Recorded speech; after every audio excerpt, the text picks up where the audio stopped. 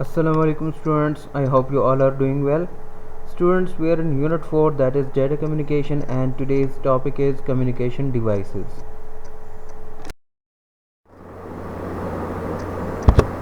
Communication devices. An electronic device that can send and receive data on the network is called the communication device.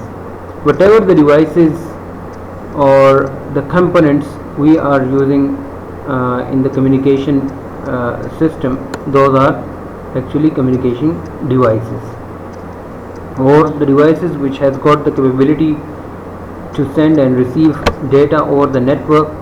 Those are called communication devices. The communication devices are used on both ends of the connections. Most of the communication devices have the ability to convert the digital signal of computer into analog signal so that the signals can be transmitted on the communication line to another end. As we know that most of the time we are using the telephone lines or landline we call it, or some other mediums or things to transmit our signals, and those can carry only the analog signals, but at the ends we are using computers which requires digital signals, which can understand, which can process only the digital signals.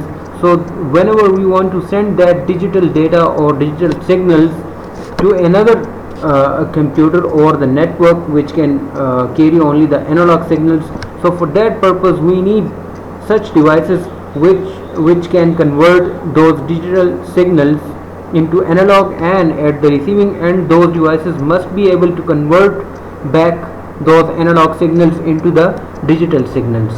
So that is the requirement.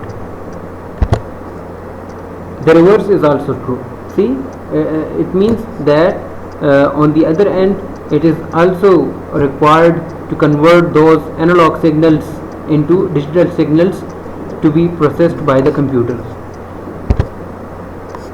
The most important communication devices are dial-up modem, network interface card, we call it NIC, network interface card, router, switch or access point. These are the few important communication devices which are used throughout the world over the network. Here in this image you can see the pictures of these different communication devices or technologies. Like this one is a switch. Let me pick the laser pointer. It's a switch, or we can also call it access point. It's a wireless modem or wireless router, you can call it. This one is internal modem, external modem. It's a Wi-Fi symbol of Bluetooth, sorry, it's a Bluetooth symbol. And this one is network interface card. In the coming slides we will discuss these four communication devices separately. Dial-up modem. Modem stands for modulator and demodulator. Modem is a device which is actually composed of two different devices, that is modulator and demodulator. Or modem can perform two functions, one is modulation and the other one is demodulation. The modem or dial-up modem is an electronic device that can convert the digital signal into analog signals and analog signals into digital signals. It is used on both ends of the connection of data communication between computers through telephone lines. As we know that telephone lines carry the analog signals, so at both the ends we need a modem which can convert analog signals into digital and digital into analog. Data is communicated through telephone lines in the form of analog signals. So data in the form of digital signals from one computer must be converted into analog signal before transmitting it to another computer through telephone lines. See here, this modulation and demodulation process is explained with the help of this diagram. Here this computer is having a digital data. If this computer wants to send that data to another computer through this telephone line or through this network which is using the telephone line for communication, so this digital data must be converted to analog signals, or these digital signals or digital signal must be converted into analog signal before transmitting over the telephone line. For this purpose the modem will work, and this process is called modulation. The conversion of digital signal into analog is called modulation. Once modulation is occurred with the help of modem communication device, the signal is converted into analog signal and it is carried through the telephone line at the other end. Before reaching to the other computer or received at the other computer, that analog signal must be converted into digital signal, because the computer can process only the digital signal.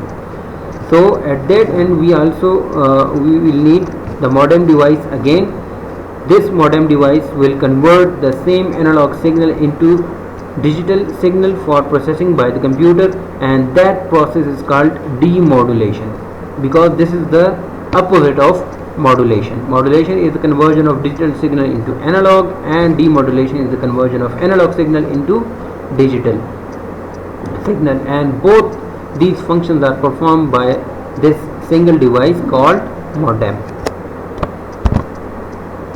Similarly, to receive the data from another computer through telephone lines in the form of analog signals must be converted into digital before to store into the computer. The modem can be internal or external, so both type of modems exist.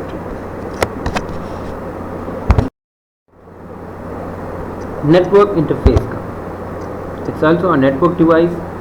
It is also referred to as LAN adapter or simply LAN card. LAN stands for local area network. It is used in local area network to establish the communication link between the devices like computers, printers and other devices attached on the network. Usually the personal computers use the network interface card in local area network, that is LAN. This is the picture of network interface card. We call it NIC card. PCI connection. This is fixed. This card is fixed inside the PCI slot on the motherboard, and this one is the Ethernet port where we can connect to our local area network. Router. Router is an intelligent device which routes data to destination computers. It helps in connecting two different logical and physical networks together.